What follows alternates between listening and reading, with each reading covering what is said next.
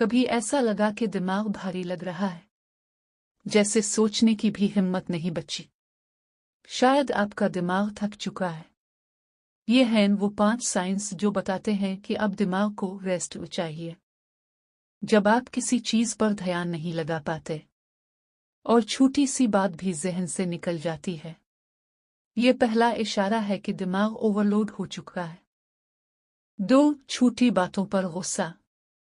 अगर मामूली बातें भी आपको चिढ़ाने लगे तो ये थकन नहीं, दिमाग की चीख है, बस करो। 3 ज्यादा नींद मगर फिर भी थकन।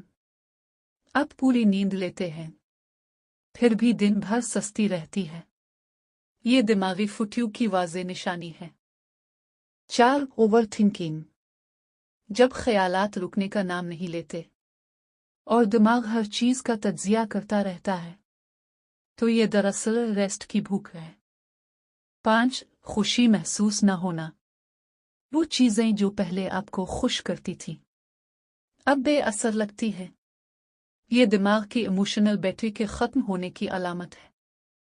याद रखो, दिमाग भी जिस्म की तरह आराम मांगता है। कभी कभी कुछ न करना भी सबसे जरूरी काम होता है।